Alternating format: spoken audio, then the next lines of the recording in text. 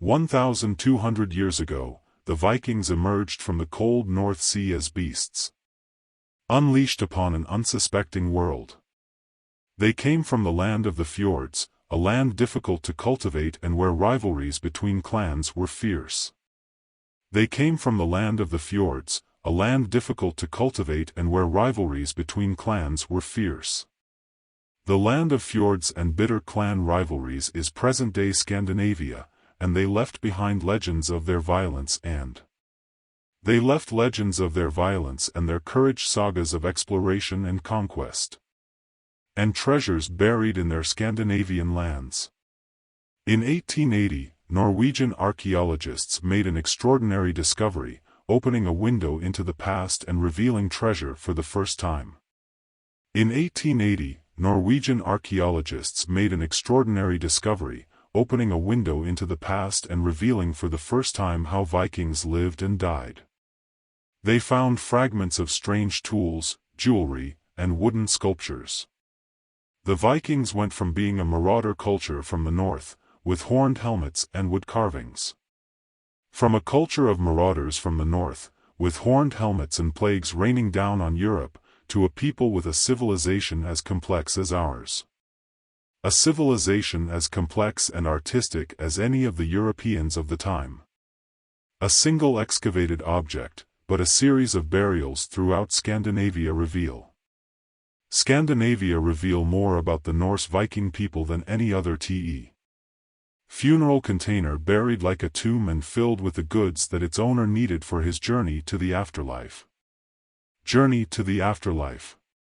The only way to go from one place to another was by boat, and they developed wonderful. And when they began to dig, they did not believe that people sailed on these wonderful ships. They did not believe that they were sailing on these marvelous ships that were marvelously seaworthy and highly maneuverable. And, of course, they could go up rivers, which is one of the wonderful things the Vikings often did with their great people was bury them in their ships with all the tools, because they didn't have to bury them. They were buried in their ships with all the tools because they thought they were going to travel with all the tools one could need for life in eternity. All the tools that one might need for life in eternity were placed on the ship and then buried and thus preserved very well. Who were these mysterious barbarians with their elaborate barriers, and what prompted them to dominate the Dark World? And what led them to dominate the Dark Ages? Its history began in the late 700s in the Norwegian Highlands. We have some indications of what they were like in the late 70s. We have some indications of what life was like before the Vikings set sail and began their raids. They were sedentary, engaged in agriculture and organized around villages or clans. Violence erupted between the Viking clans, with the strongest attacking the weaker raiders and descending on the farmers with axes and swords. And the brutal violence of the fiefdoms of the land erupted with utter anarchy. In fact, a king was a man who owned a large farm and had his serfs, tenants, and slaves. Every time he felt like going to attack someone else, he got all these slaves. To attack someone else, he gathered all his men and attacked them. The Vikings rushed into the village and grabbed everything they could to get back. Effective, some Vikings nevertheless put aside their differences and prepared to their differences and went elsewhere to seek their fortune. The hands and tools that shaped the iron cross and the tools that shaped barn beams were busy with another task along the way. On the shores of the northern inlets, ships were built that changed the lives of these people. The Vikings took a new course and launched an assault that dominated Europe and beyond for the next 3 centuries. In Viking ships, the Vikings learned generations of shipbuilding techniques.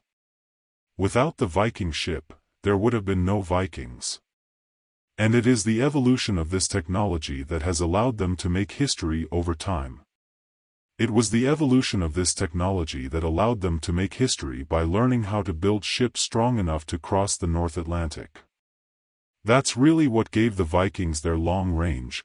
You could put one of these ships together in a month or 6 weeks and that design was always exactly the same, which made the ship as wide as it was needed for calm waters or as deep as needed for open oceans, and if they wanted a ship to go up the rivers of Russia or Europe, a qualifying ship that could go to the heart of the continent, they could do the same style, same construction technique, but just a small version light enough to portage, which could be dragged along rivers and sailed. That was one of the important features because the ships were lightning fast and there was nothing that couldn't be a coastal ship anymore, like a lot of the Mediterraneans that made the jump from Norway to Scotland and from the Faroe Islands to Iceland and from Iceland to Greenland in open waters that were too dangerous for ships that were too dangerous for open waters. The result was a shallow draft and highly adaptable vessel, a technological marvel for its time. No king or central government ruled these peoples. Each Norse people acted independently and declared their own king.